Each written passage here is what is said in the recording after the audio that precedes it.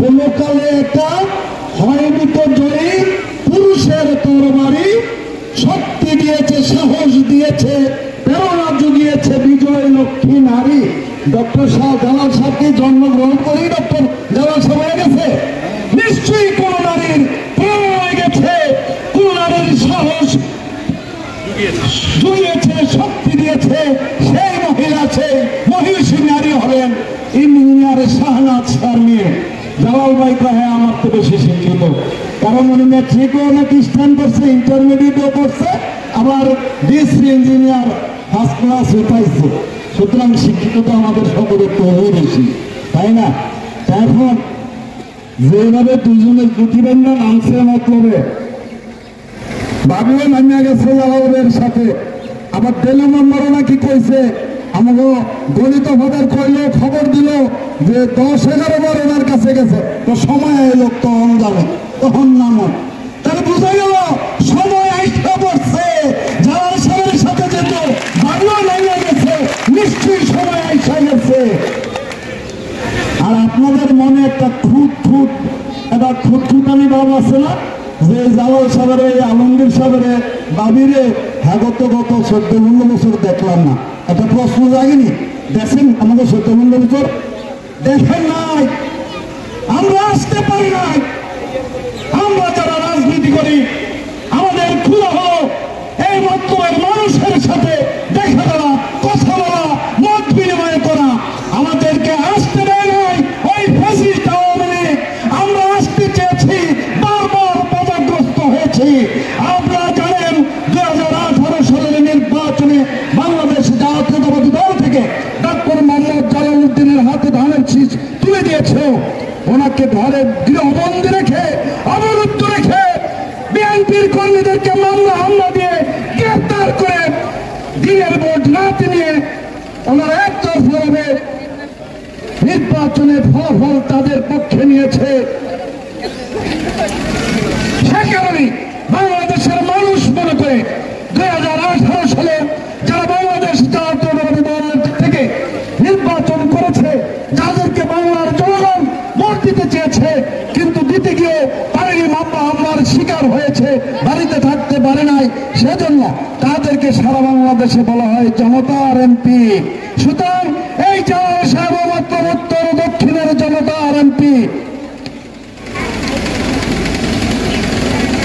আজকে যে সভাটি 31 দফা কর্মসূচি ঘরে ঘরে জনে জনে পৌঁছে দেবার, এই কর্মসূচিটি ঘরে ঘরে জনে জনে পৌঁছে দেবার কর্মসূচি ছিল না, এটি ছিল তারেক রহমানের রাষ্ট্র কাঠামো মেরামতের 31 দফা কর্মসূচি। এটা কিভাবে ঘরে ঘরে জনে জনে পৌঁছলো, এই শব্দটুকু কিভাবে সংযুক্ত হলো, সেই ইতিহাসটুকু আমার ধারণা আপনাদের জানবার প্রয়োজন রয়েছে। আমাদেরকে নেতা ডেকে কিছুদিন আগে বললেন যে আপনারা যে 1 বছর যাবত এই 31 দফা কর্মসূচি নিয়ে আপনারা কি শুনছেন? আপনারা কি মনোযোগ দিয়ে শুনছেন কথা? আচ্ছা তাহলে বলো যে 31 দফা কর্মসূচি নিয়ে যে দৌড়াদৌড়ি করেন কতদূর করলেন? আমরা কই সেঙ্গারসের গেছি, কালীর বাজার গেছি, আনন্দবাজার গেছি, বাজারের নাম বললাম, মতলব তার সব বাজারে গেছেন। উনি আইসা দিল, আইসা বলে সব আনন্দ বাজারে বাজারে গিয়ে 31 দফা প্রচার করলেন। 31 দফা তারেক রহমান কি জন্য দিছে? এই রাষ্ট্রটা ধ্বংসপ্রাপ্ত, এই রাষ্ট্রের অর্থনৈতিক অংশ করা হয়েছে, এই রাষ্ট্রের বিচার ব্যবস্থাকে ধ্বংস করা হয়েছে, সকল মূল্যবোধকে ধ্বংস করা হয়েছে, ন্যায় বিচার ছিল না। সে কারণে রাষ্ট্রের সকল সেক্টর, সকল ক্ষেত্রকে ধ্বংস করা হয়েছে, শিক্ষা ক্ষেত্র সহ সেই সকল সেক্টরকে, সকল ক্ষেত্রকে মেরামত করবার জন্যই যে কর্মসূচি, সেই কর্মসূচি 31 দফা কর্মসূচি। তো বাজারে বাজারে যে দিয়ে আইলেন, ওটা রইল মা বোনেরা, মহিলারা অর্ধেক থাকে ক্ষমতা তো 90 পুরুষের সমান, ভোটের ক্ষেত্রে কি সমান নেই? হ্যাঁ, যত স্লোগান দেখ, মিছিল দেখ, ক্ষমতা আপনারও সমানই, কারণ আপনারা না সমান। উনি এই কথা দায়ী করছে পত্রিকা নতুন কইরা। তাই আমরা যদি বাজারে বাজারে এই যে 31 দফা দিলেন, তো এই মা বোনেরা কি বাজারে ছিল? এরা কি বাজারে গেছে?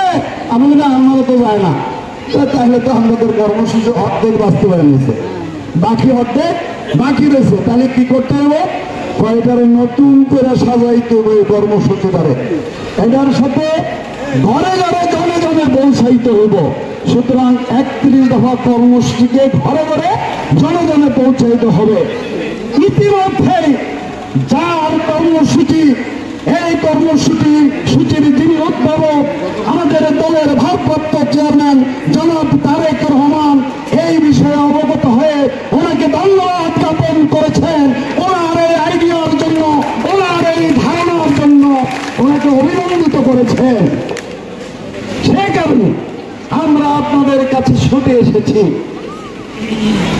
আরেকটা কথা, এই বাংলার, এই রাষ্ট্রের মহিলারা নাকি, একটা কথা শুনি আর কি, লোকেরা বলে যে মহিলারা নাকি ধানের শীষ বেশি পছন্দ করে। কথাটা কি সত্য? আর আপনারা বলো না বুঝবো সত্য, তোমরা কি বলো সত্য? সত্য। যদি এই কথা সত্য হয় তাহলে আজ থেকে আমরা নতুন করে প্রেরণা পেলাম, নতুন করে সাহস পেলাম। দেলবন্ধরা সাহস দিয়েছে, মা বোনেরা সাহস দিয়েছে।